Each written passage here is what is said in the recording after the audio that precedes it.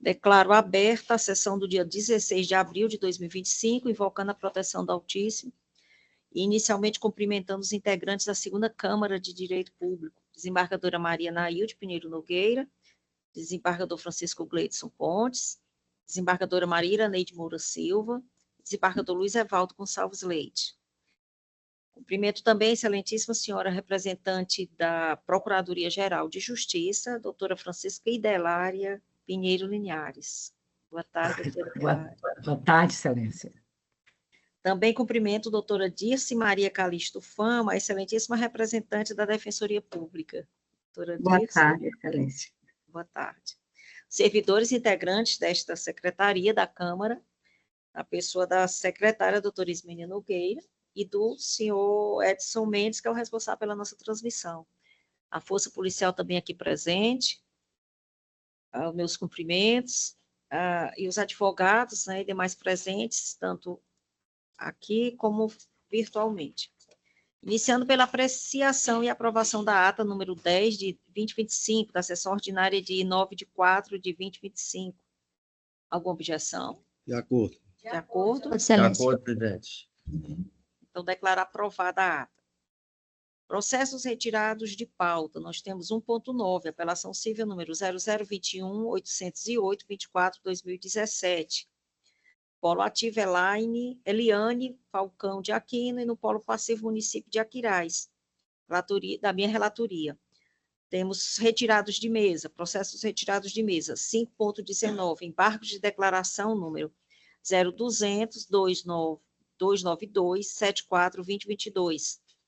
Embargante Câmara Municipal de Crateús, embargado Francisco Adriano Márcio de Souza. Relatoria do desembargador Luiz Evaldo Gonçalves Leite. Também da mesma relatoria, o processo 1.172 da pauta. Agravo de instrumento número 340.7722 e 2024. Agravante Samares Colares Botelho e Alexander José Davi Cerqueira. Agravado Estado do Ceará. Processos com pedido de vista. 2.1. Apelação civil número 0202-703-11-2022, item 174 do PJE, da minha relatoria. No polo ativo, a Fundação Universidade Estadual do Ceará, FUNESE, e no passivo, o Olisson Rodrigues Carvalho.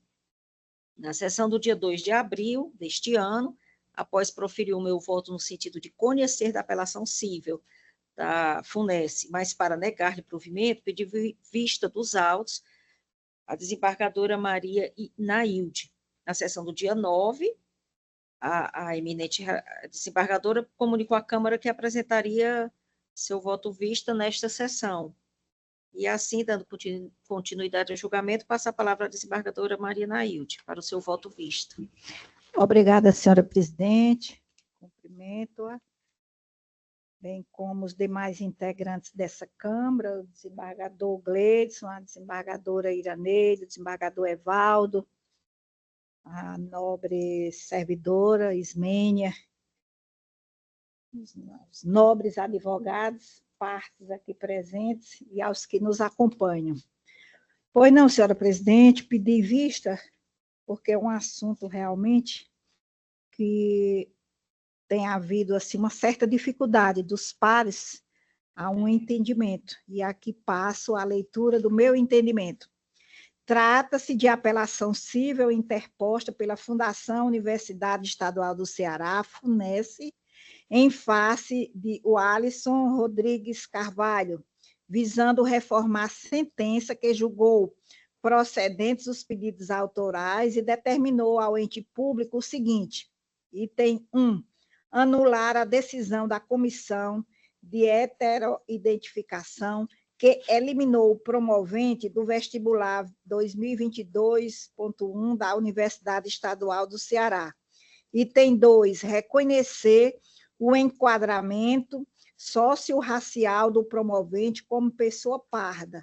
O item 3, determinar que a promovida proceda à realocação do promovente no vestibular, procedendo à sua matrícula no curso de medicina, bacharelado diurno da Universidade Estadual do Ceará, caso tenha obtido nota suficiente, devolvendo ao candidato prazo para apresentação de eventuais documentos.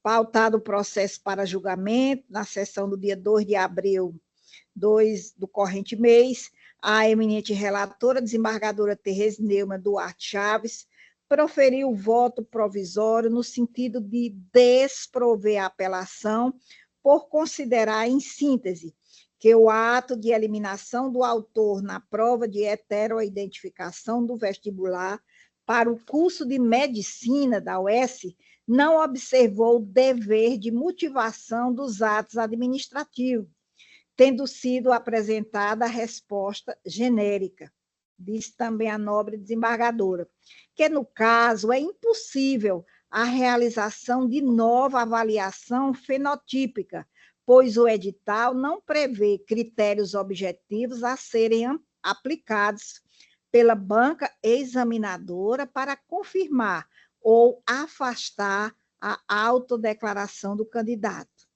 Item 3, as provas adunadas pelo apelado, aliadas ao resultado não unânime do recurso na via administrativa, são suficientes à caracterização de concreta dúvida acerca da cor parda do candidato. E, por último, disse a nobre desembargadora, por não haver critérios objetivos no edital concernentes ao procedimento de heteroidentificação, ficam prejudicadas tanto a motivação da comissão avaliadora para a ratificação ou não da autodeclaração, quanto a ampla defesa do candidato, permanecendo a dúvida sobre se é ou não o candidato a cor parda, devendo ser aplicado na espécie o entendimento do STF na ADC de número 41-DF, no sentido de que, em havendo dúvida,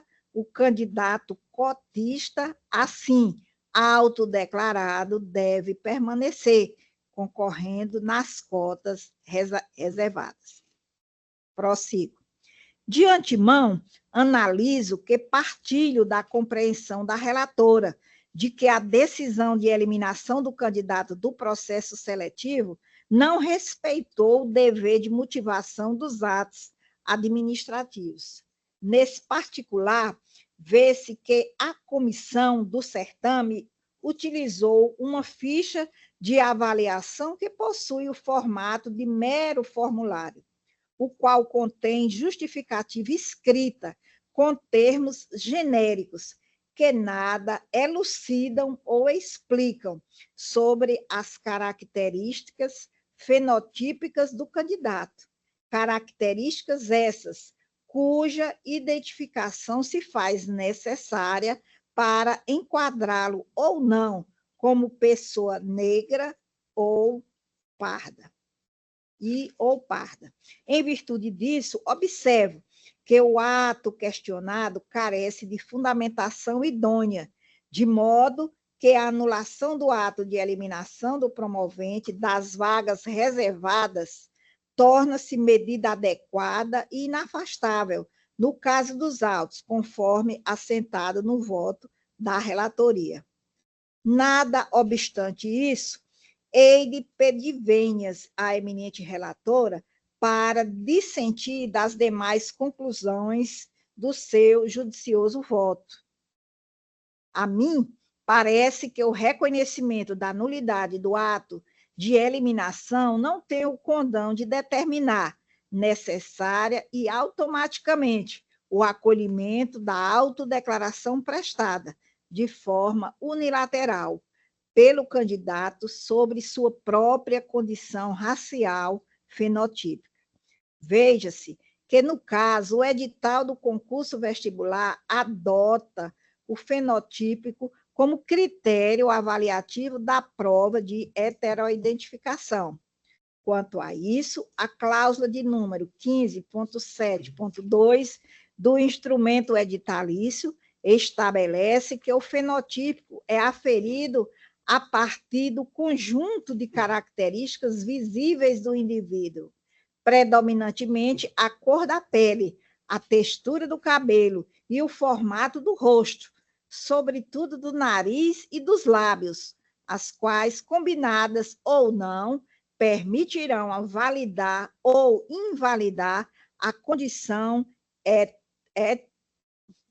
a condição racial afirmada pelo candidato autodeclarado negro, para fins de matrícula em curso de graduação da Universidade Estadual do Ceará.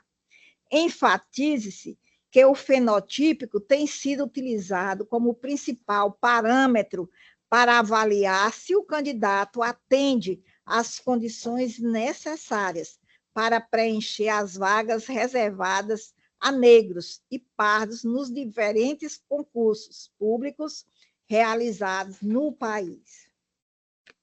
Não se trata, portanto, de preceito estipulado arbitrariamente pela administração pública, na medida em que decorre da legislação que rege a matéria, vide o que preconizam a Lei Estadual 17.434/2021, da Lei Complementar Estadual de número 252/2021, a Portaria Normativa Federal 4/2018, e a título de exemplo, a Resolução de número 541/2023 do CNJ, cujo artigo 9º estabelece: a Comissão de Heteroidentificação utilizará exclusivamente o critério fenotípico para a aferição da condição declarada pelo candidato no concurso público.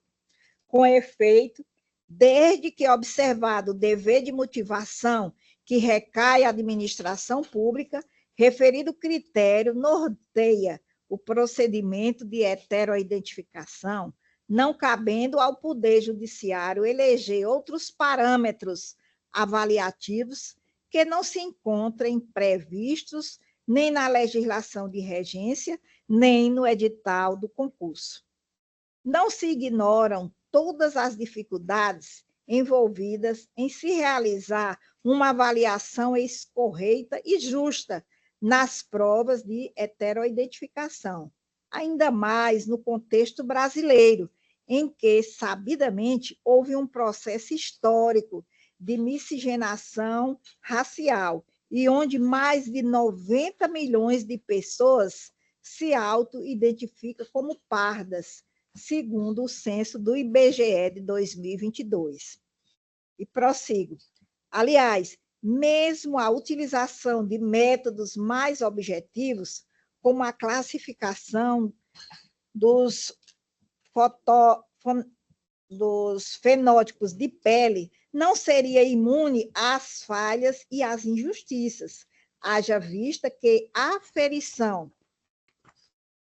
das características distintivas da pessoa negra, preta ou parda não é feita isoladamente, apenas pela coloração cutânea, pois também leva em conta um conjunto de traços morfológicos do indivíduo, à luz do contexto social em que ele se encontra inserido. No entanto, é preciso reconhecer que as complexidades narradas não constituem, por si só, obstáculo à implementação concreta e à validação de tais procedimentos de verificação, mesmo porque sua licitude já fora confirmada pelo Supremo Tribunal Federal no julgamento da ação direta de inconstitucionalidade de número 41. Quanto à hipótese de dúvida razoável suscitada pela relatora, entendo, a princípio, que não cabe ao Poder Judiciário aferi-la diretamente, sob pena de invasão da valoração de mérito, cujo exame compete exclusivamente à banca examinadora. Ainda mais quando se está diante de hipótese de ausência de motivação do ato administrativo, como é o caso dos autos. E, neste particular, eu invoco aqui as palavras do desembargador Luiz Evaldo Gonçalves Leite, no julgamento de caso anterior por esta egrégia Câmara, em que o ilustre magistrado pontificara, abro aspas, que o vício formal da administração não garante a aprovação automática do candidato. Isso foi dito pelo desembargador no agravo interno na apelação 3.887/95/2023, julgado em 5 de junho de 2024. Esta, a meu ver, é a fundamental premissa que deve orientar o julgamento do presente feito e, igualmente, guiar a apreciação de todos os outros casos semelhantes. Compreensão diversa resultaria em se abrir ao Poder Judiciário o descabido papel de revisor do mérito de atos de avaliação de concursos e seleções públicas em patente desconformidade com a iterativa jurisprudência dos tribunais superiores, vide a tese firmada pela Suprema Corte no recurso extraordinário 632853, tema de repercussão geral, de número 485. Apreciando o caso no qual também se questionava a fase de heteroidentificação do vestibular para o curso de medicina da UES, a primeira Câmara de Direito Público desta Corte Estadual trilhou similar linha de raciocínio, ao reputar que, abro aspas, a análise do fenotípico do candidato pela comissão especial avaliadora do concurso público constitui mérito do ato administrativo, fato que impõe a sindicabilidade por parte do judiciário tão somente quanto à legalidade, sendo-lhe vedado interferir na comparação e na valoração feita pelo avaliador, sob pena de ofensa ao princípio da separação dos poderes constitucionalmente consagrado. Fecho aspas. Com isso, aquele órgão fracionário deu provimento parcial ao recurso do ente público, exclusivamente para condicionar a reintegração do autor à nova avaliação pela comissão de heteroidentificação, com garantias de fundamentação e amplo contraditório dentro do prazo de 15 dias. Apelação de número 3.976.326/2023, da relatoria do desembargador Duval Aires Filho, julgada em 11 de novembro de 2024.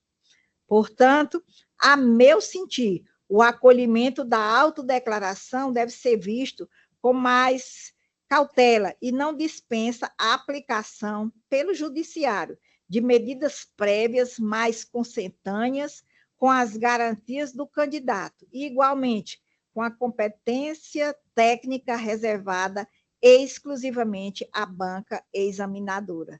Vale lembrar que, ao proferir voto na ação direta de inconstitucionalidade de número 41, o relator, ministro Luiz Roberto Barroso, ressaltou que a exclusão do candidato deve ser precedida de contraditório e ampla defesa, o que denota tanto a necessidade de a administração motivar adequadamente o seu ato decisório, como de franquear o direito à impugnação sobre a conclusão da banca examinadora, aspecto que não foram observados na espécie.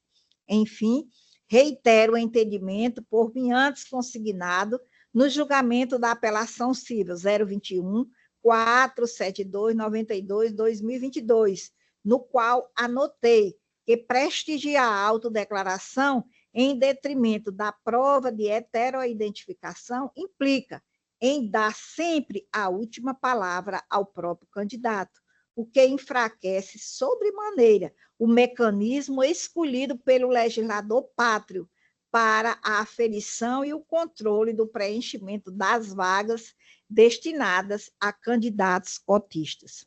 Com todo respeito às opiniões em contrário, parece-me que acolher a autodeclaração em substituição ao procedimento previsto no edital representa providência não compatível com o princípio da isonomia, uma vez que outros concorrentes reprovados não obtiveram o mesmo benefício no decorrer do certame.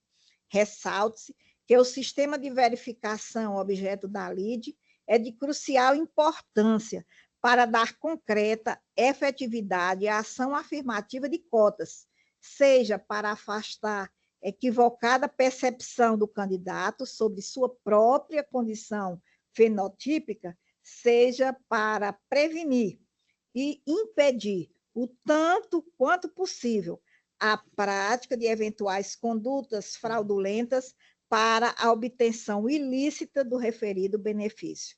Por todo o exposto, senhora presidente, de sentido da nobre relatora, dou parcial provimento ao recurso de apelação interposto pela Fundação Recorrente, unicamente para, mantendo a invalidade do ato eliminatório, determinar que a parte apelante submeta o recorrido a uma nova avaliação de heteroidentificação, devendo a banca examinadora apresentar a decisão devidamente fundamentada, com motivação explícita, clara e congruente, nos termos do artigo 50, parágrafo 1º da Lei 9.784/99, a qual deve se reportar especificamente acerca da presença ou ausência no candidato de cada uma das características descritas no item 15.7.2 do edital de regência. É assim que me manifesto, senhora presidente. Obrigada, desembargadora Anaílde. A palavra ao desembargador Gleidson para o seu voto. Obrigado, senhora presidente. Queria cumprimentar a Câmara, na pessoa de Vossa Excelência, e cumprimentar também a doutora Idelária, digna representante do Ministério Público, doutora Dícia, doutora representante da Defensoria Pública, Ismênia, aqui representando nossos servidores, advogados que se encontram aqui presencialmente e os que se encontram na sala virtual. Presidente, esse tema é muito sensível, muito delicado. Nós já enfrentamos essa matéria em outras sessões, e eu lembro que as decisões foram sempre por maioria, votação estendida. Eu queria parabenizar a desembargadora Anaílde pelo brilhantismo de seu voto. E eu, como já havia votado na vez passada, diferentemente, porque também compreendo, assim como Vossa Excelência, que a comissão teve a oportunidade de fundamentar e não fez, submeter o candidato a uma nova avaliação em detrimento da própria celeridade do processo seletivo, do processo judicial, e da omissão que a comissão padeceu, não me parece, data vênia, acerto em devolução do processo para essa nova etapa de avaliação. Mas eu gostaria de pedir vista desse processo, porque eu quero fazer um estudo mais consciencioso. É uma coisa que vem dificultando aqui a uniformização na nossa Câmara. E não é um privilégio nosso. As outras câmaras também têm alguém que diverge. Né? Então, vou pedir vista, porque eu quero fazer um estudo mais aprofundado nessa matéria. É imprudente, desembargador Gleidson, inclusive seja também, no caso de julgamento estendido, aqui também possamos rever, não é, os posicionamentos a partir também das ponderações da desembargadora Anaílde. Então, vista concedida, julgamento adiado. 2.2, apelação civil 0206221-2023. Apelantes, Estado do Ceará e Centro Brasileiro de Pesquisa em Avaliação e Seleção e Promoção de Eventos, SEBRASP. Apelada, Bárbara de Castro Alencar. A relatoria do desembargador Francisco Gleidson Pontes, na sessão do dia 2 de abril deste ano, após o voto do eminente relator, no sentido de conhecer da apelação cível para negar-lhe provimento, a desembargadora Maria Iraneide pediu o visto dos autos para melhor apreciação da matéria. Na sessão seguinte, de 9 de abril, houve a comunicação de apresentação nesta sessão. Aqui indago a desembargadora Maria Iraneide e se confirma a sua apresentação do seu voto vista. Sim, Excelência. Pois não. Então, com a palavra para a sua apresentação. Obrigada, senhora presidente. Meus cumprimentos à Vossa Excelência. Os cumprimentos também aos eminentes pares, desembargadora Ailde, desembargador Francisco Gleidson, desembargador Evaldo, que se encontra virtualmente. Cumprimento também a digna representante da Procuradoria-Geral de Justiça, doutora Idelária Pinheiro Linhares. Tá, Excelência. De igual modo, a nobre defensora pública, doutora Dice Maria Calixto Fama Campos. Não sei de qual o nome da autoridade. Meus cumprimentos aos senhores advogados aqui na sala física e aos que se encontram lá também de forma virtual. Cumprimentar os servidores na pessoa da doutora Ismênia. Senhora presidente, muito bem apregoado aqui o processo que pedi vista da relatoria do desembargador Francisco Gleidson, trata exatamente da mesma matéria que acabou de apresentar o voto visto a desembargadora Nailde, certo? De fato, é uma matéria que é muito sensível, como diz o desembargador Gleidson, não é unanimidade aqui nesta Câmara, há divergência, e creio também que na primeira Câmara também tem divergência, mas a terceira Câmara já soube que já resolver essa questão pacificando o entendimento, coincidentemente com o pensamento da desembargadora Nailde e o meu pensamento, do desembargador Evaldo. Então, para não nos alongarmos mais, o voto que apresento é exatamente no mesmo sentido que apresentou a desembargadora Nailde, né, que eu, no caso deste processo, só para fazer constar o nome aqui das partes, a apelação interposta, apelações, inclusive, interpostas pelo Estado do Ceará e pelo Centro Brasileiro de Pesquisa em Avaliação e Seleção e de Promoção de Eventos, SEBRASP, e tendo como apelada Bárbara de Castro Alencar. Pois muito bem, foi de fato na sessão no dia 2 de abril que pedi vista, né, que hoje apresenta este voto no sentido o desembargador Gleidson apresentou no sentido de negar provimento aos apelos, e eu, como tenho pensamento diferente, né, também estou divergindo só em parte, exatamente no mesmo sentido que fez o desembargador Nailde, só em parte, porque é só com relação a determinar que a banca proceda nova avaliação. Então, para não ler o voto todo, só que lembra as palavras da desembargadora Nailde, em outro processo também, de número 021.6979-7687-2022, que, abro aspas, disse ela, prestigiar a autodeclaração em detrimento da prova de heteroidentificação implica em dar a última palavra sempre ao próprio candidato, assim enfraquecendo o mecanismo escolhido pelo legislador para a aferição e o controle do procedimento das vagas destinadas a candidatos cotistas. E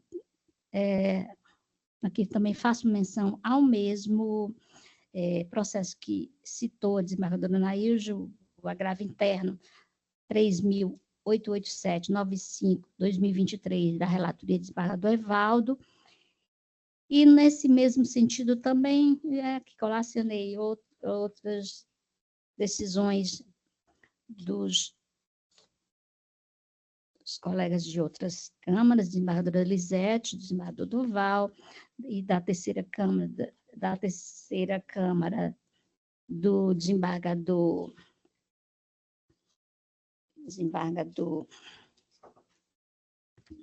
Washington, desembargador Luciano.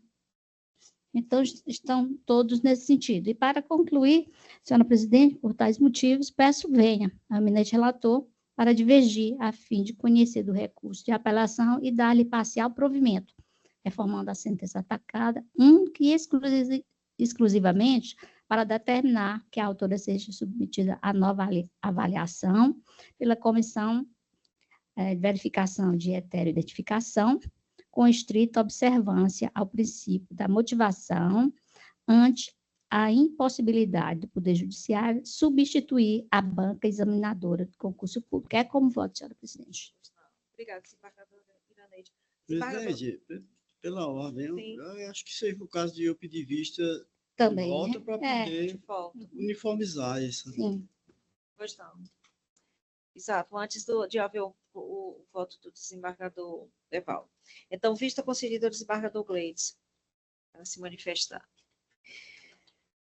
Sendo o relator, não é? 2.3, apelação civil número 3.208/38/2023, é o item 176 do PJE. Polo ativo, Estado do Ceará. Polo passivo, Maria Rafaele Silva de Souza e Wanderson Nascimento da Silva. Relatoria do desembargador Luiz Evaldo Gonçalves Leite, confirmando.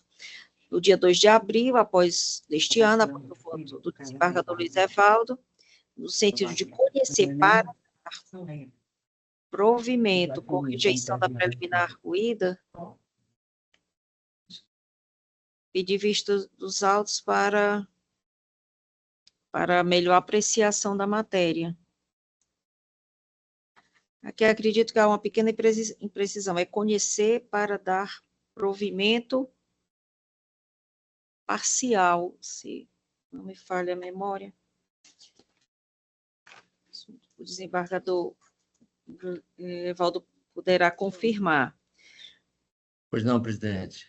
Não, é para dar provimento, exato, não, perdão, é para dar provimento porque o apelante é o Estado do Ceará. Aí Vossa Excelência deu provimento, acatando o método, mas só fazendo a modulação dos valores, né, dos valores arbitrados, a título de indenização por danos morais. Perfeito, presidente. Exato, perdão. Na sessão do dia 9 de abril, comuniquei à Câmara que apresentaria meu voto vista na próxima desimpedida, que é a sessão de hoje, e assim dando continuidade ao julgamento, eu passo a apresentação do meu voto vista. Também para otimizar o tempo, adianto, uma vez que já disponibilizei esse voto vista para os integrantes da turma julgadora, e aí acato com respeito toda a análise feita pelo desembargador Evaldo sobre o mérito do processo, confirmando a sentença. Apenas em relação ao arbítrio dos danos morais, na realidade, com relação aos valores, né, fixados para esse arbítrio, que a sentença assim o fez no importe de R$100 mil para cada autor, os pais da criança, totalizando R$200 mil, o voto condutor entendeu por bem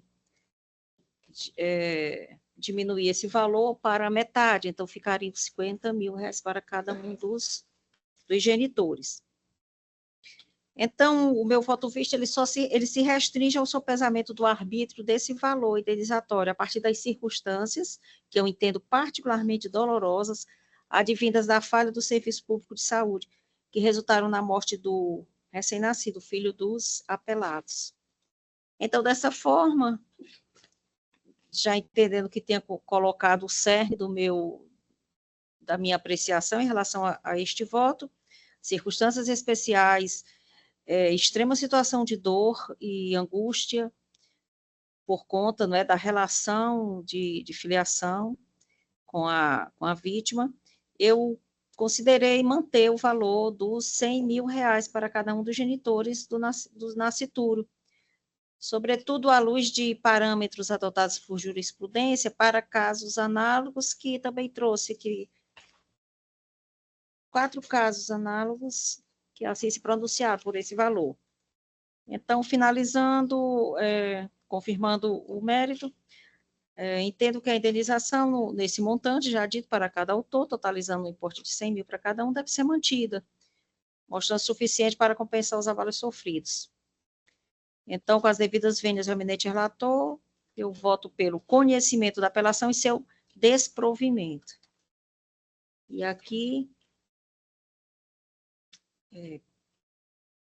passo a palavra ao eminente relator, se quiser fazer alguma consideração, ou ratificação do seu voto, antes de ouvir a desembargadora Nailde, né, integrante da turma.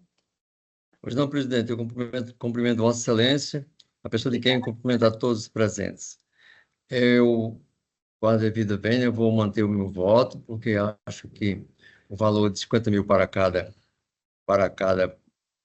os genitores da vítima, eu acho que é razoavelmente fixada pelo magistrado ou magistrada, e assim eu faço, mantendo o meu voto respeitosamente a Vossa Excelência.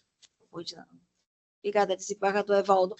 Passando a palavra à desembargadora Nailde para o seu... Senhora presidente, nós temos hoje aí 2 entendimentos calcados em cima do valor da indenização, né? Para melhor análise desse valor, eu peço vista dos autos. Então, vista concedida do julgamento e por consequência, fica adiado para a próxima sessão. 2.4, apelação civil número 021-3351-45-2022, item 177 do PJE, polo ativo Luana Beatriz de Almeida Fialho e polo passivo Fundação Regional de Saúde do Estado do Ceará, FunSaúde e Fundação Getúlio Vargas. A relatoria do desembargador Francisco Gleidson Pontes. A sessão do dia 9 de abril deste ano, após a sustentação oral pelo advogado da apelante, doutor Paulo Otávio Mota Correia, a palavra retornou ao desembargador Gleidson Pontes, que proferiu seu voto no sentido de conhecer da apelação civil para desprovê-la. Na sequência, pediu vista dos autos para melhor apreciação da matéria, a desembargadora Maria Iraneide Moura Silva. E dando continuidade a esse julgamento, passa a palavra à desembargadora Iraneide para a confirmação da apresentação do seu voto visto. Sim, senhora presidente, está em mesa. Mesa.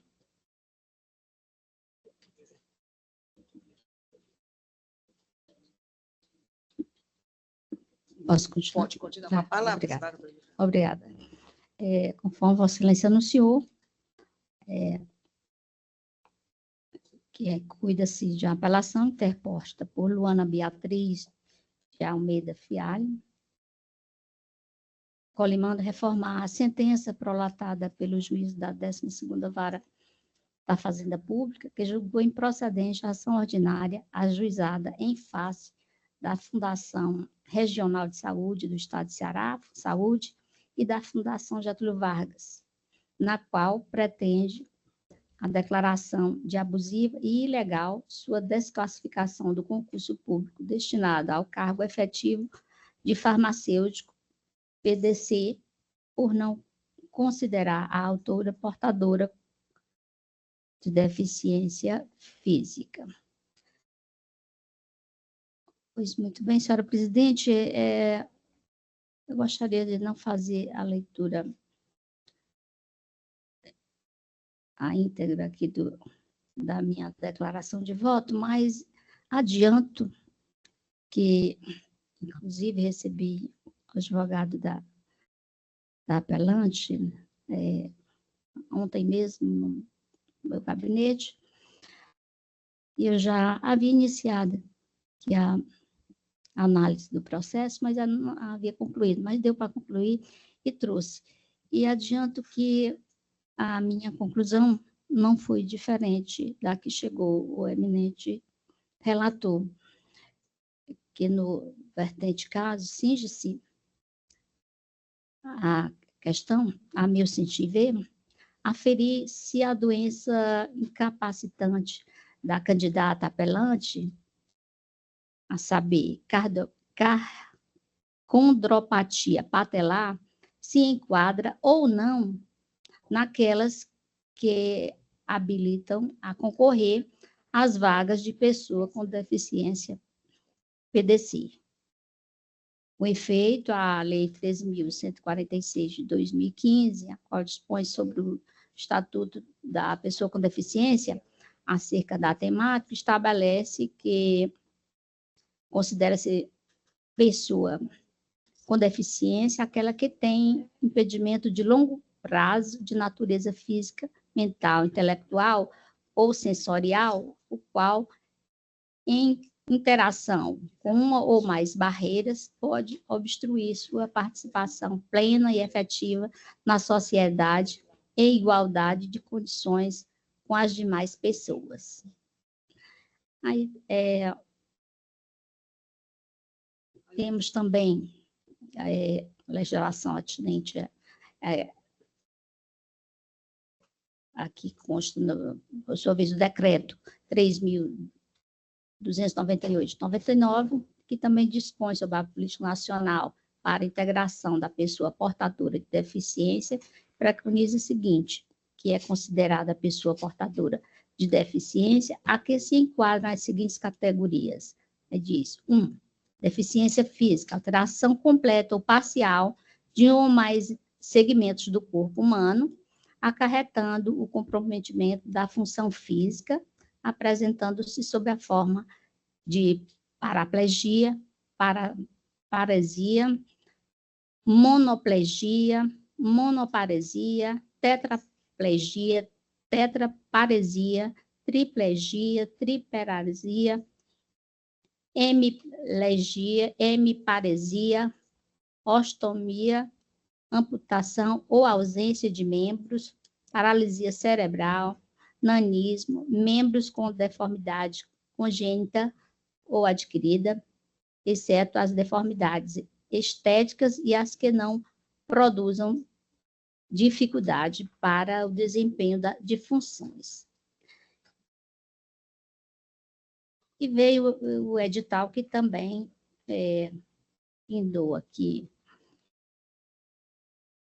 na questão crucial levantada aqui pela candidata, né, que eu digo que, compulsando o atestado médico, adunado aos folhos pela promovente, apelante, de 1654-6277, denota-se que o médico informou que a autora é portadora de condromalácia patelar. No recurso administrativo ID número 1654-6284, a banca examinadora desclassificou a demandante do certame sobre a fundamentação de que a candidata não observou o item 6.1.3 do edital. Na espécie, a apelante se inscreveu no concurso público, logrando aprovação no cargo efetivo de farmacêutica, PCD, alegando a título de incapacidade ser portadora de condromalácia patelar, CID 10, M22.4, com limitação funcional para subir e descer escadas e para longos períodos de caminhada. Contudo, referida deficiência não consta no rol da Lei 13.146 de 2015 e nem no Decreto 3.298 de 99, a ensejar sua participação na condição de pessoa com deficiência.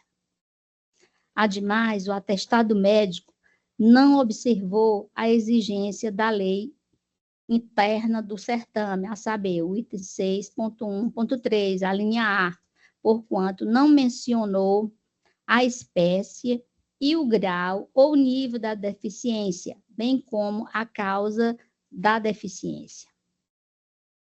Em relação ao argumento de que teria sido aprovada em outro concurso público, concorrendo na qualidade de pessoa com deficiência, importa evidenciar que a desclassificação da promovente, no caso vertente, ocorreu em virtude de o atestado médico não observar as exigências contidas no edital, item 6.1.3, a linha A, de forma que cada certame contém suas peculiaridades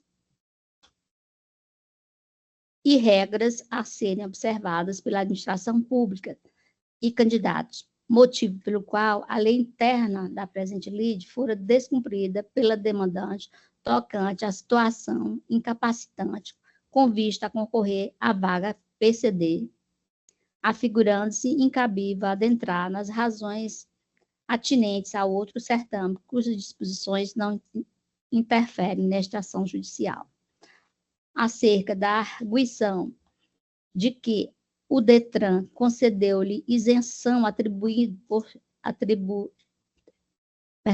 isenção tributária por ser pessoa com deficiência PCD, em verdade, os requisitos para concorrer ao concurso público em questão e referida isenção não convergem, a despeito de ser a mesma deficiência, notadamente pelo fato de que, repita-se, o atestado médico fornecido pela autora, no caso vertente, não cumpriu os pressupostos da lei interna do certame. E no que pertine à tese da apelante de que não fora submetido à perícia médica quando da convocação com vistas a comprovar ser pessoa com deficiência, prescinde de amparo legal, isso porque o edital 13.146/2015, o edital e a lei 13.146/2015 estabelecem que o certamista se submeterá à avaliação biopsicossocial realizada por equipe multidisciplinar e interdisciplinar, e não a uma perícia oficial, consoante defende a autora. Lamentando realmente que a documentação acostada pela apelante não tenha sido, não tenha obedecido aqueles critérios constantes no edital, senhora presidente, não há como me afastar do entendimento que foi esposado pelo eminente relator, por isso eu o acompanho na íntegra. Como voto, senhora presidente. Desembargadora Iraneide, como voto o desembargador Luiz Evaldo. Com as informações, considerações feitas agora pela desembargadora Iraneide, eu vou manter o meu voto provisório acompanhando o eminente relator, presidente. Pois não. Obrigada, desembargador Evaldo. Então, proclamo o resultado da apelação civil conhecida e desprovida. 2.5. Apelação civil número 01262794/2009, item 178 do PJE, no polo ativo Oi S.A. e no passivo Estado do Ceará. Relatoria da desembargadora Maria Iraneide Moura Silva. Na sessão passada, de 9 de abril, após a sustentação oral pela advogada da apelante, a doutora Yara Maria Diniz Leite, vou ter a palavra da desembargadora Iraneide, que, antes de proferir o seu voto quanto ao mérito, submeteu a apreciação da turma à preliminar arguída pela autora apelante, sendo acompanhada a votação no ponto em relação a essa arguição de preliminar pelo desembargador Luiz Evaldo. Então, antes da apresentação do voto do mérito, quanto ao mérito do recurso, eu pedi vista dos autos para melhor apreciação da referida preliminar, para que eu pudesse me pronunciar com mais segurança. E comunicar à Câmara que apresentarei o meu voto vista na próxima sessão desimpedida, ficando assim adiado o julgamento. Nós temos aqui um processo com pedido de preferência sem sustentação oral.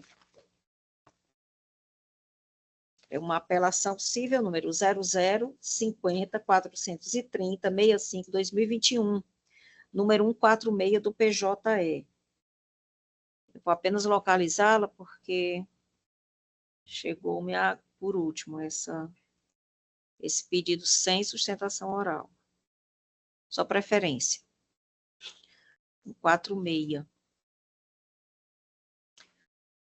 Da minha relatoria, nós temos no polo ativo o INSS e no polo passivo Rivaldo Gomes Lopes.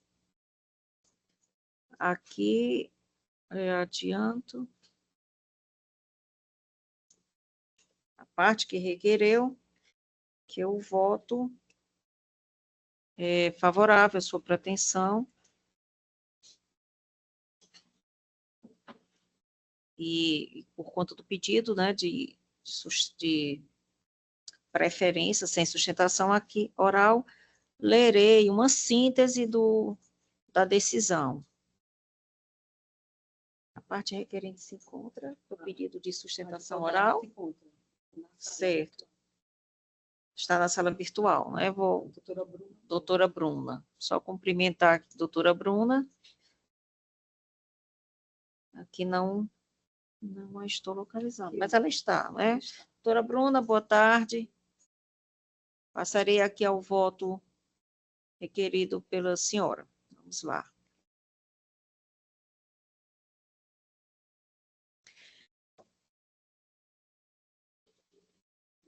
Rivaldo Gomes, é?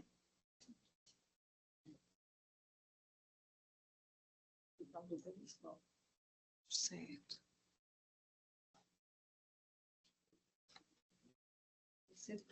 146, Tá certo. Só conferindo aqui, porque como veio por último, ficou na nossa sequência.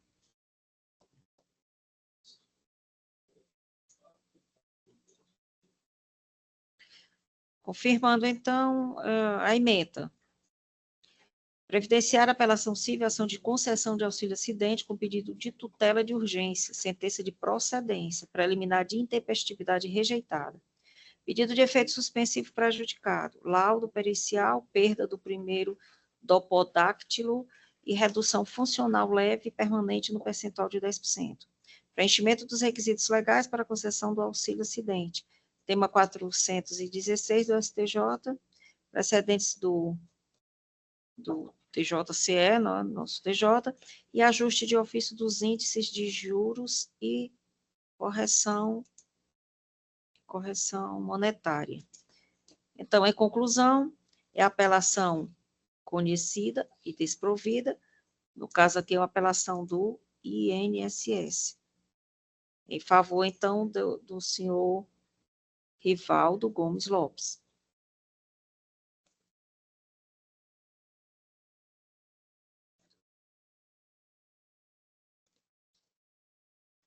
Então, já anunciado na apelação conhecida e desprovida e o ajuste da sentença de ofício dos juros e correção monetária sobre a condenação, respeitando-se o ponto de partida, né, pela emenda constitucional, número 113/2021, com a incidência da taxa Selic, os consectários de sempre, não é?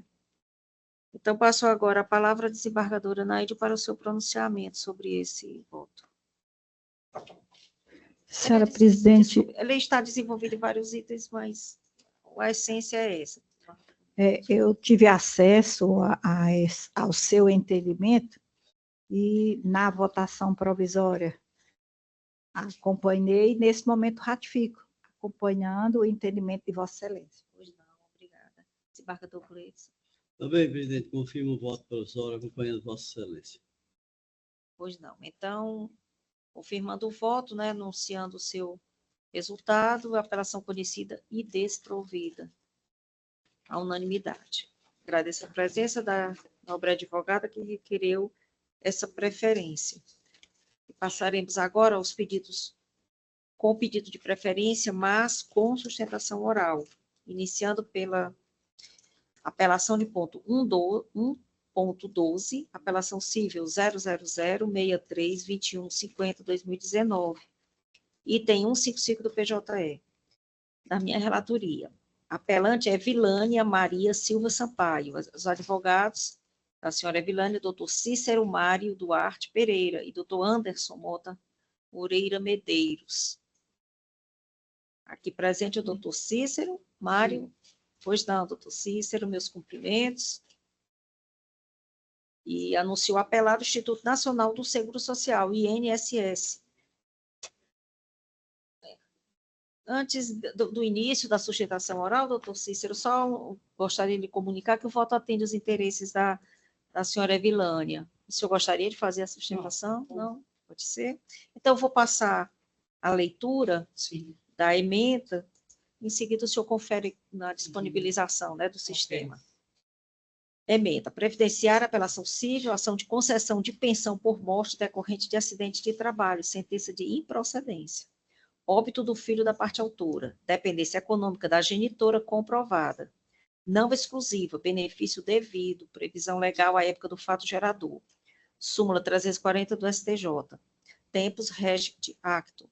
Prova documental e testemunhal satisfatórias. Precedentes, direito da autora de receber as parcelas da pensão desde a data do protocolo do requerimento administrativo. Aplicação do RESP 1495, 146, Minas Gerais, e também respaldada aqui no artigo 3º da emenda complementar número 113/2021. Inversão do ônus sucumbencial, sentença reformada, apelação conhecida e provida. Como voto, passando a palavra à desembargadora Maria Nailde. Acompanho o entendimento de Vossa Excelência. Também confirmo o voto provisório, acompanhando Vossa Excelência. Resultado, apelação civil conhecida e provida. Obrigado. Agradeço a presença, doutor Cícero Mário. 1.4. Apelação civil número 017-68-39-68-2019, item 138 do PJE. Também da minha relatoria. Os apelantes do Estado do Ceará e Cleto Gomes, advogados associados. Apelada, Veredas, Empreendimentos, Imobiliários e Participações Limitada. Os advogados, doutores Fernando Luiz Freitas de Carvalho e doutora Amanda Emily Mota Nogueira, requereram a sustentação oral em nome da apelada, né? Veredas, né, doutora? Primeiro, doutora Amanda.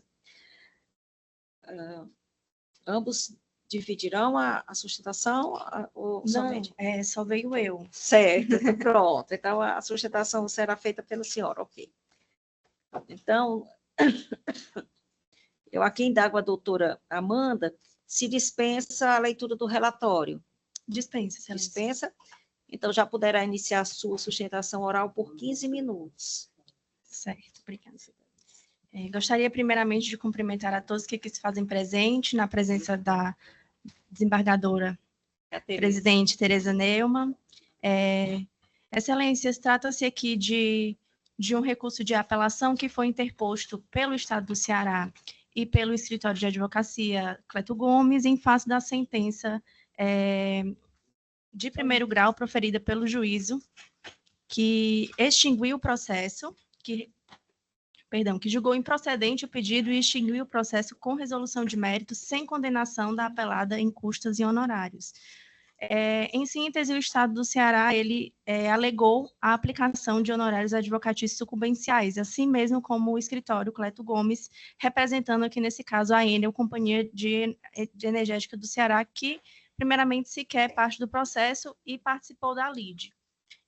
Serei bem sucinta aqui nos argumentos. O primeiro argumento seria a preliminar de ilegitimidade passiva da apelante.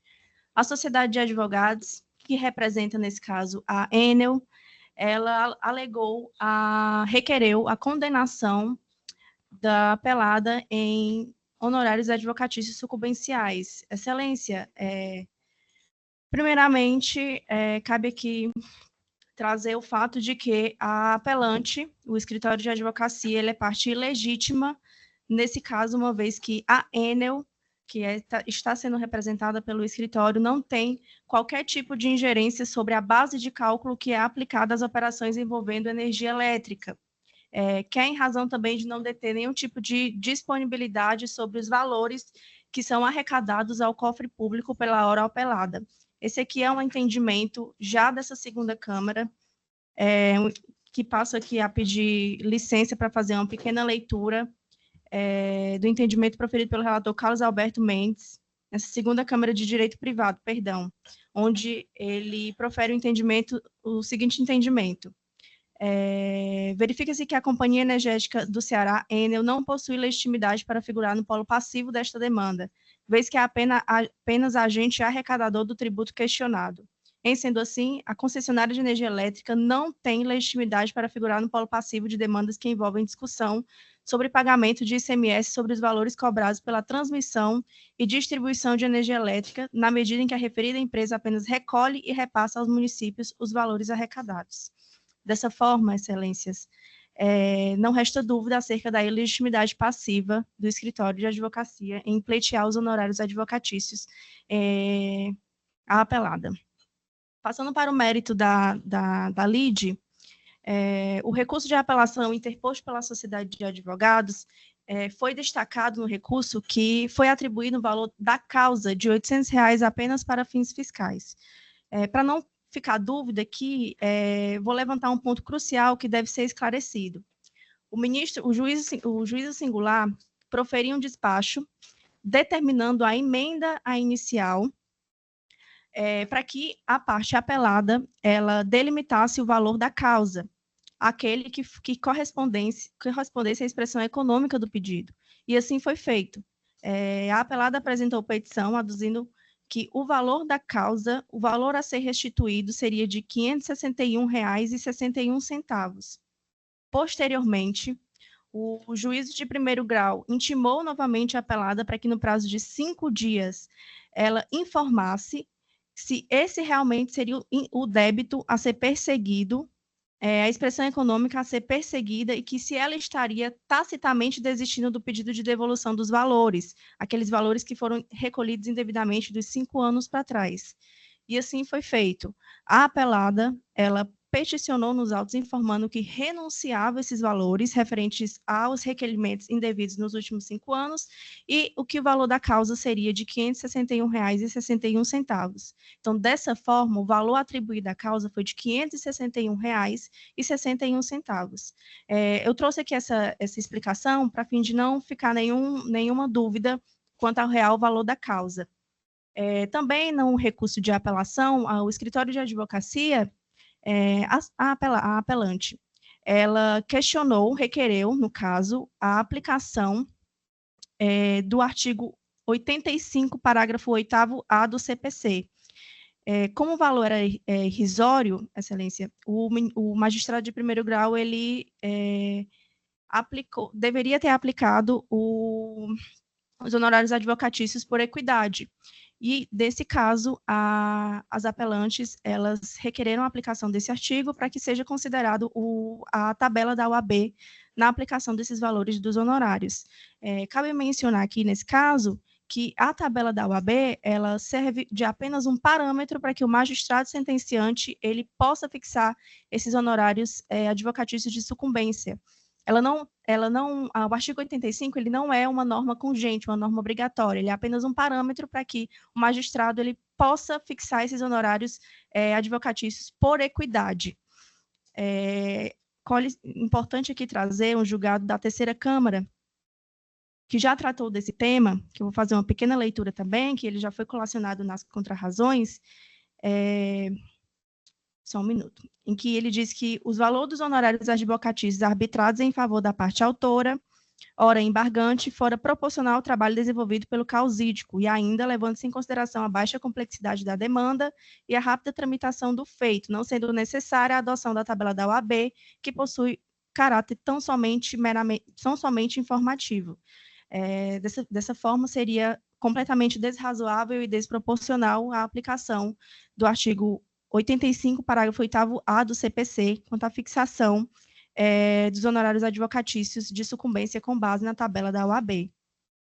Passando aqui para o pedido, preliminarmente, requer-se o reconhecimento da ilegitimidade passiva da sociedade de advogados que está atuando, que está representando a Enel, Companhia Energética do Ceará, e também diante dos fatos e argumentos trazidos nas contrarrazões e ora aqui expostos, pelo não acolhimento das razões das apelantes, mantendo-se assim a sentença de primeiro grau Obrigada. Agradeço também a exposição da doutora Amanda Emily Mota Nogueira, que bem colocou, digamos, a questão central, gira em torno do arbítrio, né, desses honorários, e da ilegitimidade arguída. Eu vou ler aqui a ementa e lerei também os itens para melhor ficar claro, mas a questão, entendo, não há maior complexidade. É processual civil, apelações cíveis, ação declaratória com repetição de débito, tarifas de uso do sistema de transmissão, TUST, e distribuição, TUSD. Sentença de improcedência, ausência de condenação da parte sucumbente e honorários advocatícios, ofensa ao artigo 85, caput do CPC. Reforma da sentença, valor irrisório atribuído à causa. Arbitramento de honorários por equidade, não obrigatoriedade da utilização da tabela de honorários elaborada unilateralmente pela OAB. Referência apenas como parâmetro para a fixação dos honorários pelo magistrado, artigo 85, parágrafo 8º-A do CPC. Recurso do Estado do Ceará conhecido e parcialmente provido, e apelo interposto pelo escritório de advocacia não conhecido, pela ilegitimidade para recorrer, e sem atuação no feito, ademais, como patrono de quaisquer das partes. Aqui indago os colegas se já há condições, porque já viram, né, todos, já votaram, né?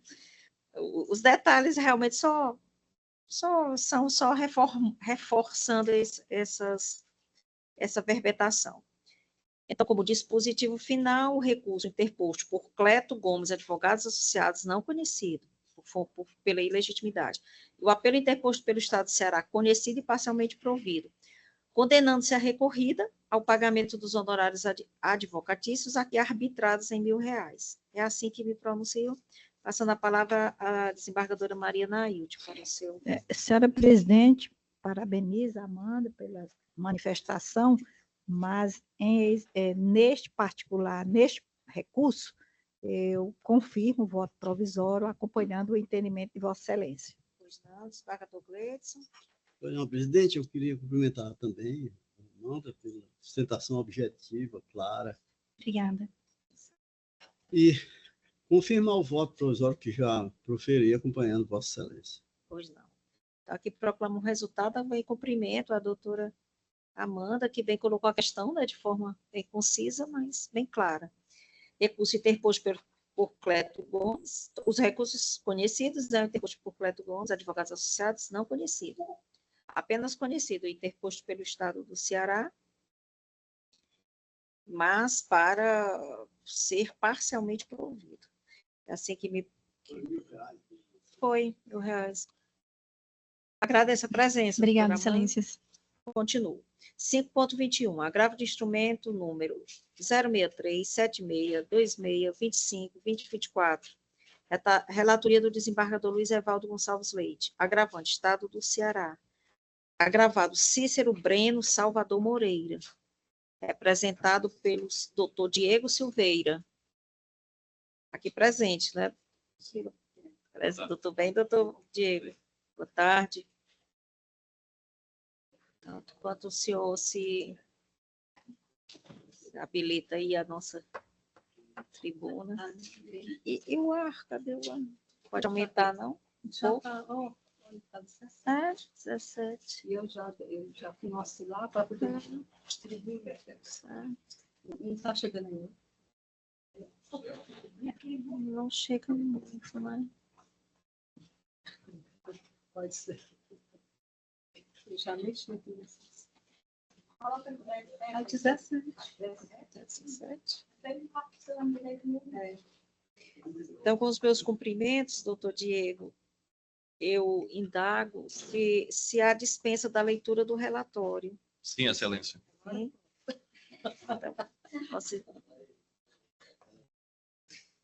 Então, Vossa Excelência terá 15 minutos para a sua sustentação oral, iniciando agora.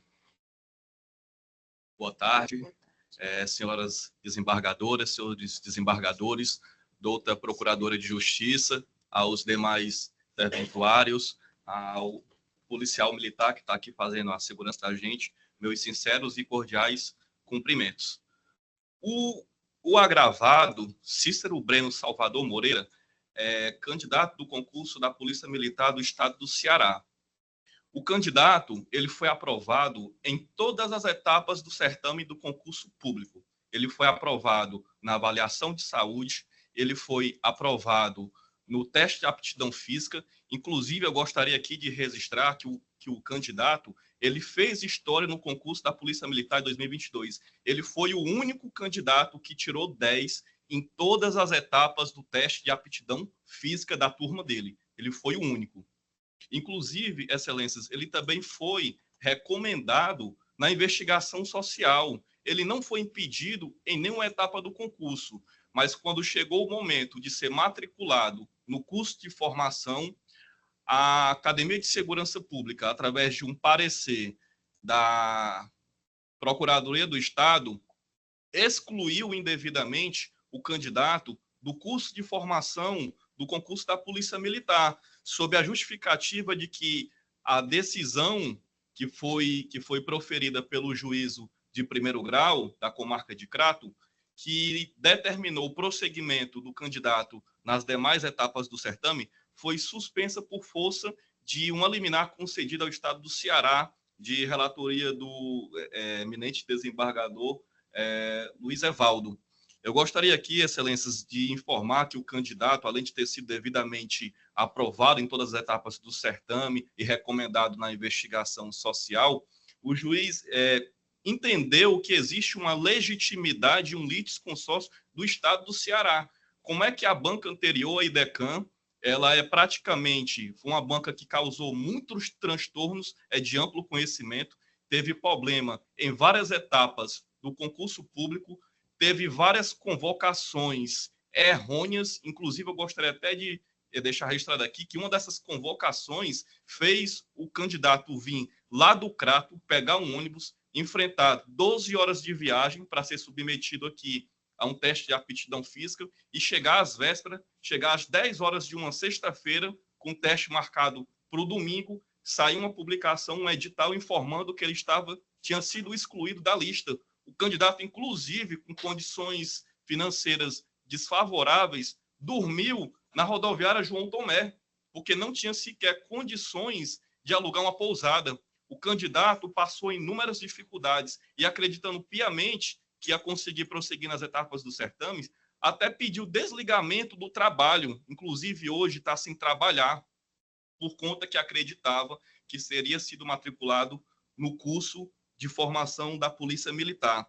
E mais, o candidato tirou a nota 59.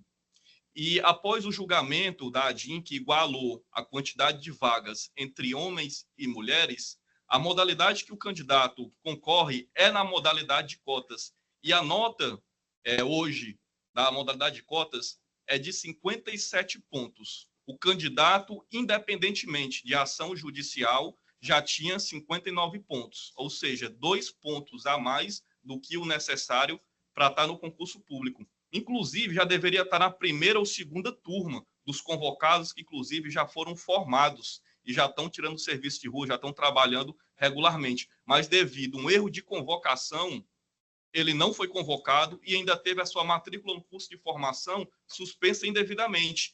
E com a nota que ele conseguiu, com a nulidade da questão 19 da prova tipo B do concurso, a nota dele alcançou o patamar de número de 60 pontos, 3 pontos a mais do que o necessário para estar regularmente em pé de igualdade com os candidatos que não estão sob júdice. Então, o que eu vejo aqui, excelências, é uma grande injustiça com o candidato. Ele não deveria sequer estar passando por essa situação, porque independentemente de decisão judicial, independentemente dele conseguir o acréscimo de 1 ponto e fechar 60 pontos, ele já tinha 3 pontos a mais do que o necessário para estar no curso de formação da Polícia Militar. O processo dele já transitou em julgado, o juiz de primeiro grau deferiu o cumprimento de sentença e em diversos outros processos está sendo dado prosseguimento e os juízes estão entendendo que existe um litisconsórcio, existe uma responsabilidade, sim, do Estado do Ceará. Inclusive, quando a banca saiu, a IDECAM, o próprio Estado do Ceará assumiu as etapas seguintes do certame. A exemplo, os documentos acostados aos autos, que tem a assinatura do comandante-geral da Polícia Militar, do secretário de Segurança Pública, do secretário da Secretaria de Planejamento e Gestão, explicando induvidosamente, comprovando induvidosamente que existe responsabilidade solidária do Estado do Ceará no prosseguimento das etapas do concurso. Após a saída da banca anterior, a IDECAM, o próprio Estado do Ceará, por meio da AESP, Academia de Segurança Pública, por meio da CEPLAG e por meio da Secretaria de Segurança Pública, tomou a frente do concurso público. E hoje o candidato se vê nessa situação, tendo os seus direitos violados, tendo o seu tão sonhado, ele não apenas estudou, mas se preparou, fez história, tirou 10 acima da média de todos os outros candidatos. Inclusive, eu acredito que esse candidato já tem sangue de polícia. Certamente fará parte dos batalhões das especializadas, pois tirou 10. É um candidato altamente preparado. Tem nota mais do que o necessário para estar no concurso. Inclusive, eu até juntei uma jurisprudência, um parecer da eminente desembargadora Tereza Neumann, que negou uma liminar ao Estado do Ceará também em caso semelhante, também em um caso parecido, que a Procuradoria pedia a exclusão da candidata do curso de formação. Eu realmente não consigo entender aqui qual o interesse da Procuradoria, mesmo sabendo os resultados, mesmo sabendo que os candidatos vêm conseguindo êxito em reverter essas decisões, em ficar protelando. Chega a levar o caso até o Supremo Tribunal Federal, chega lá, é vencido até por decisões monocráticas, o processo volta e o candidato tem que ficar nessa peleja, nessa aflição, nesse sofrimento. E eu gostaria aqui de registrar que o curso de formação, que foi a única etapa do certame que o candidato ficou pendente, é o marco inicial da entrada, do ingresso do candidato na Polícia Militar do Estado do Ceará. E não é apenas um sonho do agravado, mas o sonho de muitos jovens que estão passando pela mesma situação que ele. E conforme exposto, o agravado tirou nota acima do mínimo para ingresso no curso de formação. Tem direito, excelências, foi prejudicado por um erro grosseiro de convocação da banca anterior, IDECAM. Tirou 10 em todos os testes físicos e luta para conseguir o seu sonho, ter os seus direitos respeitados e preservados. E eu gostaria aqui de encerrar com um poema de José de Alencar. O sucesso nasce do querer, da determinação e persistência em se chegar a um objetivo, mesmo a princípio não atingindo o alvo, porque quem busca vence obstáculos e, no mínimo, fará coisas admiráveis. Eu acredito, excelências, que esse candidato, tendo a oportunidade de ser matriculado no curso de formação da Polícia Militar do Estado do Ceará, será um policial padrão. Ele certamente fará valer cada serviço que ele for tirar e vai ser um instrumento para ajudar a fazer justiça e combater a criminalidade que tanto assola o nosso estado do Ceará. É o que eu encerro no sentido de pedir para conhecer o presente recurso e negar provimento, determinando que o candidato seja matriculado no curso de formação. Obrigado. Obrigada também pela sustentação. E passo aqui a palavra ao eminente relator, desembargador Evaldo, para o seu voto. Perdão, presidente, eu cumprimento o ilustre causídico. Vou aqui na proposta da emenda, presidente. Pois não. Direito processual civil, agravo de instrumento, cumprimento de sentença.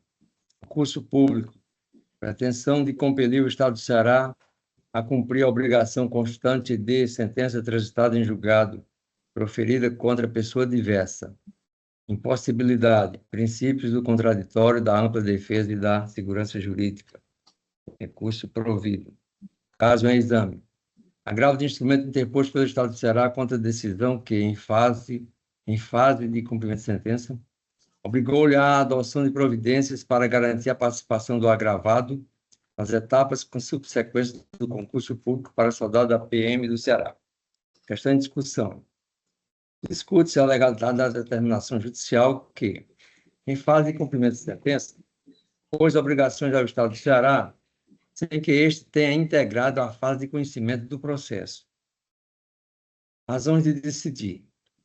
O Estado do Ceará não integrou a relação processual na fase de conhecimento, tendo a ação sido proposta exclusivamente contra a banca examinadora do certame.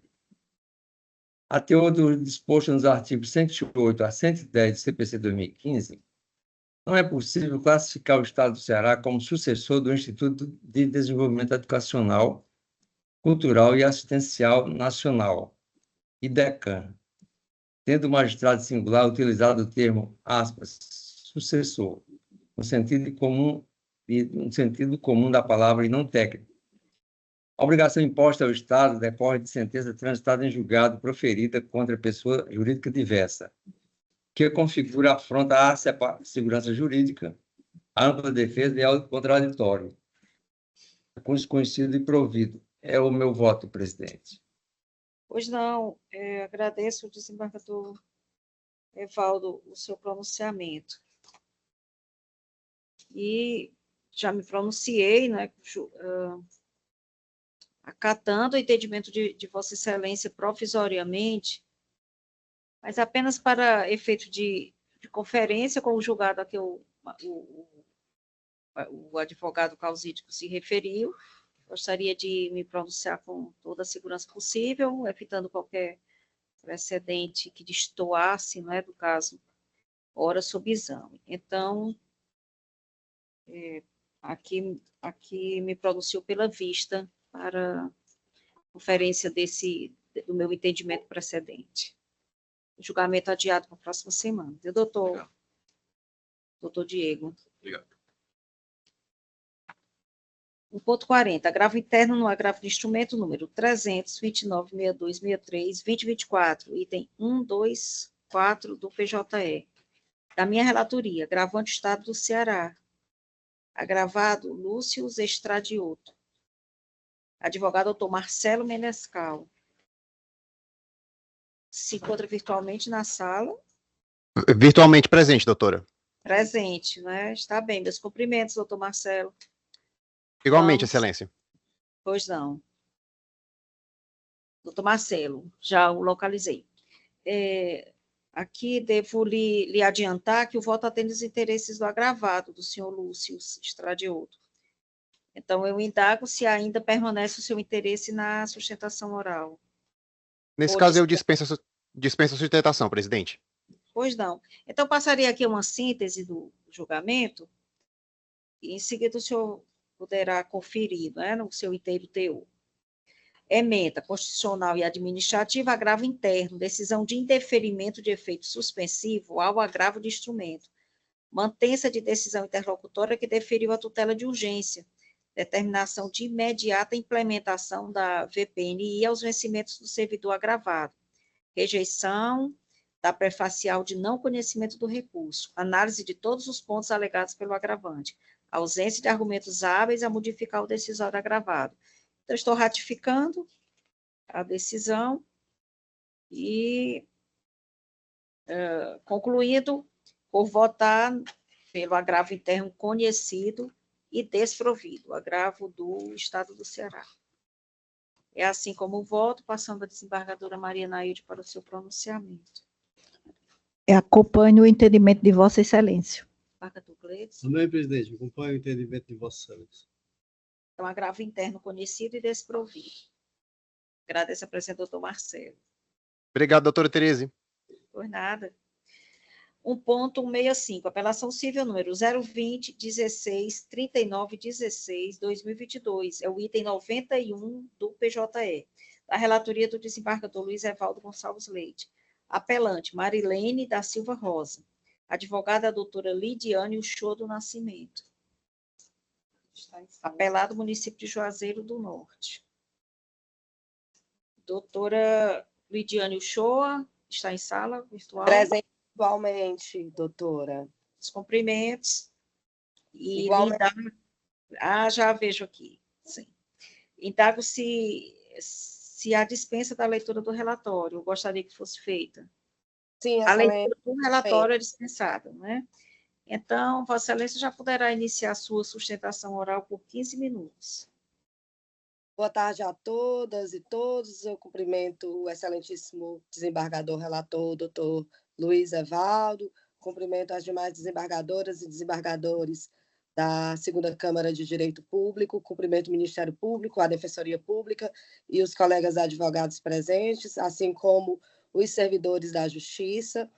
Trata-se de um processo da senhora Marilene da Silva Rosa contra o município de Fortaleza, em que a apelante ajuizou a ação de obrigação de fazer com o objetivo de desaverbar tempo de contribuição excedente, num total de 6 anos, 10 meses e 5 dias, de um dos vínculos que possui com a administração municipal de Juazeiro do Norte. A apelante possuía 2 vínculos, 2 cargos públicos com o município de Juazeiro do Norte, o que é permitido constitucionalmente, e chegou a averbar inicialmente, no seu vínculo mais antigo, matrícula número 30350, sem qualquer prejuízo à administração pública municipal ou incorporação indevida de vantagens financeiras, tempo de serviço excedente vinculado ao seu segundo vínculo, que tem tempo concomitante de serviço. A sentença data vênia, julgou improcedente o pedido da autora, da servidora, sob o fundamento de que teria havido suposta incorporação de vantagens na esfera patrimonial da servidora, ainda que não comprovada qualquer repercussão financeira decorrente da averbação do referido tempo excedente na aposentadoria anteriormente concedida. Portanto, foi necessária a interposição de recurso de apelação, onde se requer a reforma da sentença, e restando comprovado inequivocadamente que a servidora ingressou no serviço público em 1º de fevereiro de 1984, sob a matrícula 1050, e à época da sua aposentadoria, neste primeiro vínculo, já contava com 31 anos, 10 meses e 25 dias de contribuição. Como o mínimo exigido para a sua aposentadoria especial de professora era de 25 anos, não foram utilizados efetivamente para a implementação do seu benefício previdenciário o período de 6 anos, 10 meses e 25 dias excedentes, devendo, portanto, esse período ser desaverbado e aproveitado para fins de aposentadoria no seu outro vínculo, do qual ela entrou posterior a esse vínculo de 1984. Como argumento, excelência, nós trazemos aí a comprovação da ausência de repercussão financeira. A averbação do tempo da contribuição do primeiro vínculo, do tempo excedente, não implicou em efeitos financeiros, apesar de, na sentença que julgou o pedido improcedente, entender que o tempo averbado teria gerado impactos financeiros nos proventos de aposentadoria, o que inviabilizaria a sua averbação para nova averbação na matrícula 30350. Na realidade, excelência, o anuênio de efetivo exercício, no qual o magistrado de primeiro grau entende que houveram efeitos financeiros, calculado com base na data de admissão dos servidores de Juazeiro e não no tempo efetivamente averbado, nos termos do artigo 65 da Lei Complementar Municipal número 12 de 2006, o Estatuto dos Servidores Públicos do município de Juazeiro.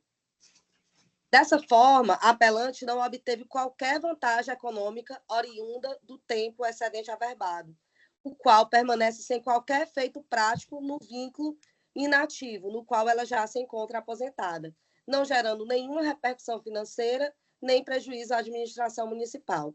O adicional de 31% dos anuênios, que é um percentual sobre os vencimentos da autora, foi alcançado exclusivamente em razão de a servidora ter completado 31 anos de efetivo exercício no serviço público em 1º de fevereiro de 2025, tendo em vista que a sua admissão no vínculo da matrícula 1050 se deu em 1º de abril de 1984. Desta forma, se trata de uma vantagem legal conferida em razão do tempo total de efetivo serviço público prestado, sem qualquer vinculação ao período de contribuição averbado de maneira equivocada pela municipalidade. Importante destacar, excelências, que a aposentadoria da servidora foi concedida com base nas regras da integralidade e da paridade, sendo calculada a partir da sua última remuneração percebida no cargo efetivo, o que também afasta qualquer alegação de repercussão financeira decorrente da referida averbação indevida.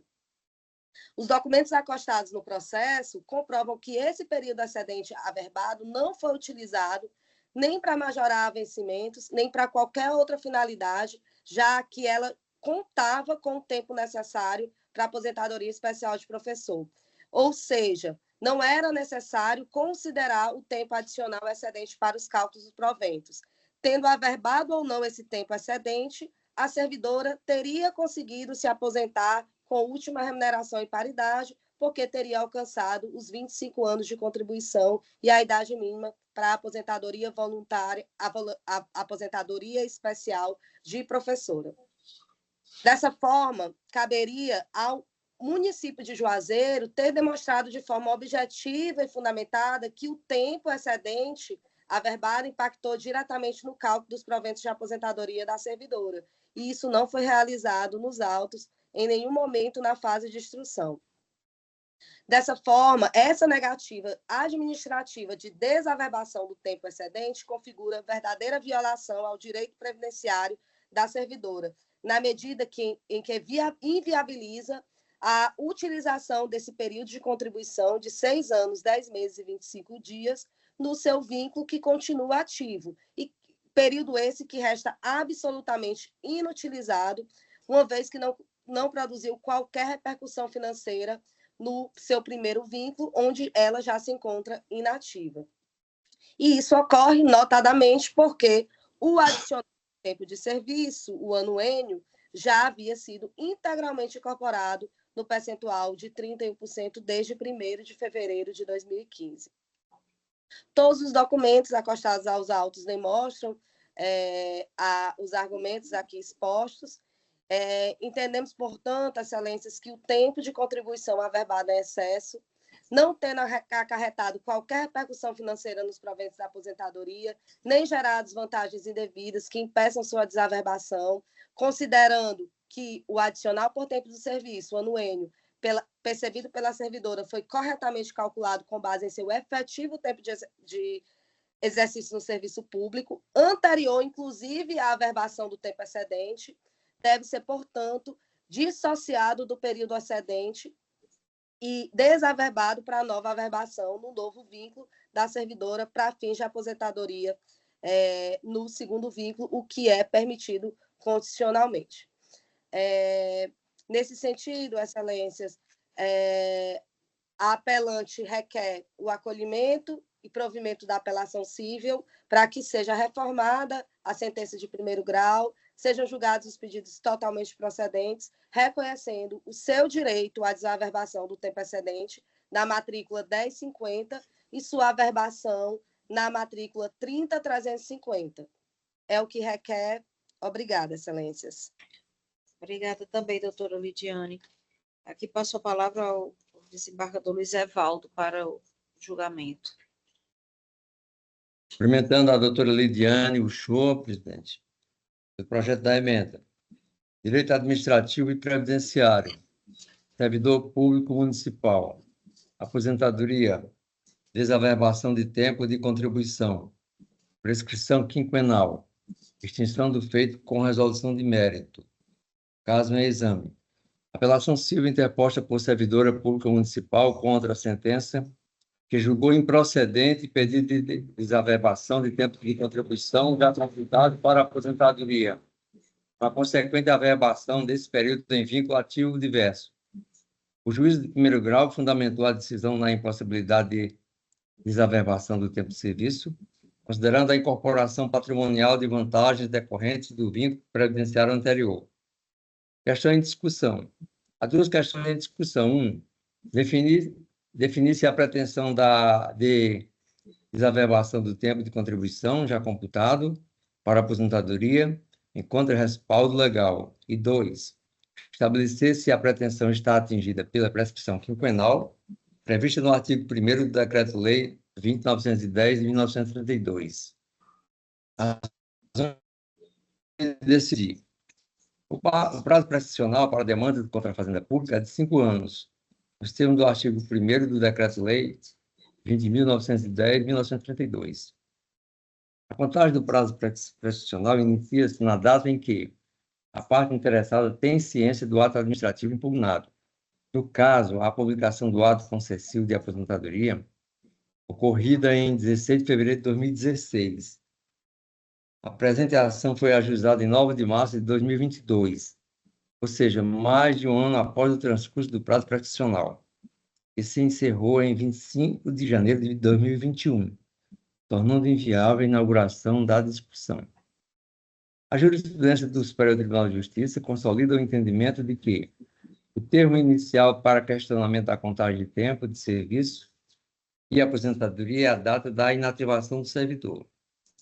Diante da influência do prazo prescricional, sem qualquer causa interruptiva ou suspensiva, impõe-se o reconhecimento da prescrição da pretensão autoral, restando prejudicada a análise do mérito recursal. A parte dispositiva é sentença de extinção do feito com resolução de mérito, nos termos do artigo 487, inciso 2, romano, do CPC, prejudicada a análise do recurso de apelação. É com o voto, presidente. O sinal, desembargador Evaldo. Acompanho Vossa Excelência pela cuidade do voto, né, o exame dessa prejudicial da prescrição integralmente. E passo a palavra à desembargadora Nailde. Também, senhora presidente, cumprimentando aqui a doutora Lidiane, mas acompanho integralmente o entendimento do nobre relator. Então, proclamo o resultado, extinção do feito com a resolução do mérito e o prejuízo da análise do recurso de apelação. Agradeço também a doutora Lidiane pela sua exposição e, continuando os nossos trabalhos, temos aqui a última sustentação, a sustentação oral, a penúltima, ainda há outra. Sim, ainda... Exato. Penúltima, né? O ponto 129, apelação civil número 000251677/2017, item 17 do PJE, a relatoria da desembargadora Maria Irani de Moura Silva. Apelantes Maria Eliane Souza Silva e José Souza Diniz. Advogado doutor João Rafael Bezerra Belizola Torres. Apelado município de Meruoca. A presença virtual do doutor João Rafael. Não? Confira, doutora Ismene, aí, por favor. Ele não está em sala, não. Então, verificando que requerente da sustentação oral deste processo, o item 17 do PJE, não se encontra em sala, ele estava e saiu ou não entrou? Não chegou a ingressar, não é? Não se encontra na sala, de qualquer forma, pelo interesse demonstrado e o requerimento feito perante a secretaria, eu gostaria de pedir à desembargadora Iraneide que fizesse uma síntese do julgamento. Pois não, senhora presidente, eu creio que o caixa alto da emenda resuma aqui o resultado do meu voto. Direito administrativo e processual civil, apelação civil, responsabilidade civil do município, suposto erro médico, julgamento antecipado da lide, cerceamento de defesa, que reconhece neste caso, necessidade de produção de provas, retorno dos autos à origem, recurso de apelação conhecido e provido, sentença anulada. Com voto. Passo então a palavra ao desembargador Luiz Evaldo. Pois não, presidente, eu acompanho a doutora relatora integralmente. Da mesma forma, também acompanho a doutora relatora integralmente, pela acuidade do voto em razões bem consistentes. Então, proclamo o resultado. Apelação civil conhecida e provida, com acolhimento da preliminar suscitada. 7, item 7 da pauta. Apelação em remessa necessária, número 062, 29, 27, 97, 2022, item 127 do PJE. Aqui localizar. 127. Nós temos no polo ativo, o estado do Ceará. E no polo passivo, Camila Mirella, né? Neves Feitosa. Camila Mirella Neves Feitosa, representada pelo doutor João Magno Vasconcelos Nascimento. José Magno Vasconcelos Nascimento, né, doutor João? É da minha relatoria. E gostaria de indagar o doutor José Magno se dispensa a sustentação oral por ter sido voto favorável aos interesses da senhora Camila. Não dispensa, excelência. Então, Obrigado. eu passo aqui a leitura da ementa. Direito administrativo, apelação civil, concurso público para o cargo de inspetor da Polícia Civil, edital 01 PC/CE de 27 de maio de 2021. Candidata inscrita para concorrer às vagas destinadas a pessoas negras, pretas/pardas e reprovação no procedimento de heteroidentificação, sentença concessiva ao candidato, o direito de continuar a participar do certame nas vagas destinadas à ampla concorrência, ou ter obtido pontuação suficiente para tanto. Então, a sentença está sendo confirmada, há precedente deste tribunal, remessa necessária à apelação conhecidas e desprovidas. Então, a pretensão está sendo confirmada. Foi atendida, não é? Foi atendida lá no primeiro grau e está sendo confirmada. Indago a desembargadora Nailde como vota. Acompanho o entendimento de Vossa Excelência. Confirmo o voto provisório. Vossa Excelência. Então, proclamo o resultado, remessa necessária, apelação conhecida, se desprovidos, agradeço ao senhor José Mário. E prossigamos. Concluídas, então, as sustentações orais, indago a excelentíssima representante da Procuradoria-Geral de Justiça, doutora Francisca Idelária Pinheiro Linhares, se há alguma manifestação nos processos desta sessão do interesse da vossa instituição.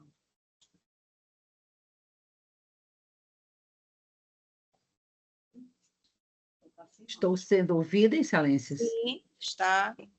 Tá.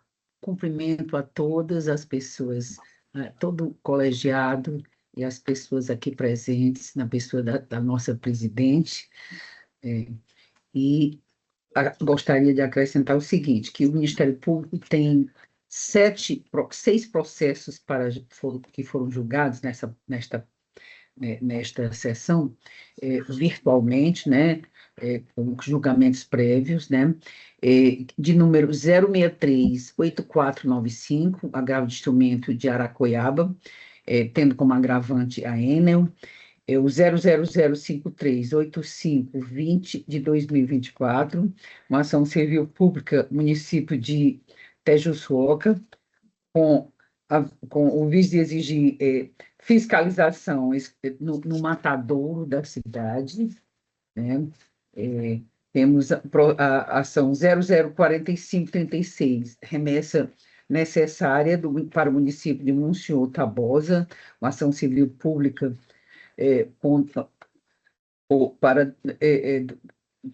em que o Ministério Público apela a apelação, ação civil pública número 028885, número 31,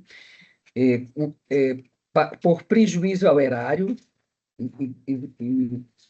e por último, a apelação número 006550, da comarca de Icapuí, processo por problemas relacionados improbidade administrativa em processo licitatório. Então, são esses os processos que nós tínhamos do Ministério Público que foram julgados e ratificamos totalmente a nossa manifestação do Ministério Público de primeira instância. Então, obrigada, doutora Itelari. Obrigada, Excelência. Muito Participação. obrigada. Indago, então, a representante da Defensoria Pública, a excelentíssima senhora Disse Maria Calixto Fama, se há alguma manifestação nos processos desta sessão. Excelência, primeiramente, eu gostaria de cumprimentar todos os presentes, quer seja de forma presencial ou virtual, na pessoa de Vossa Excelência. Por fim, este membro da Defensoria registra a inexistência de requerimento a apresentar. Obrigada. Obrigada, doutora Disse. Passando agora à fase de ratificação dos votos provisórios. Eu indago, inicialmente, a desembargadora Maria Nailde Pinheiro Nogueira se ratifica todos os votos proferidos na condição de relatora e vogal em ambos os sistemas. Pois não, senhora presidente, ratifico a votação provisória, seja na condição de relatora ou vogal, nos dois sistemas, PJE e SAGE. Obrigada. Desembargador Francisco Cleiton. Ratifico, presidente, todos os votos proferidos na condição de vogal e relator, em ambos os sistemas. Desembargadora Maria Iraneide Moura Silva. Ao modo, senhora presidente, eu ratifico todos os votos por mim proferidos, tanto na condição de relatora como vogal, em ambos os sistemas, SAGE e PJE. Desembargador Luiz Evaldo Gonçalves Leite. Pois não, presidente, eu também quero confirmar todos os votos por mim proferidos como relator vogal em ambos os sistemas. Obrigado. Pois não. Também, por minha vez, ratifico todos os votos provisórios proferidos na condição de relator ou vogal em ambos os sistemas. Indago aqui a nossa secretária quantos processos foram julgados. 196. 196. Ótimo. Indago também aos pares se há algum registro. Minha parte, não. Do Nada, Evaldo. presidente. Nada, presidente. Tá bom. Nada. Então, declaro encerrada a sessão. Desejando a todos uma excelente Semana Santa.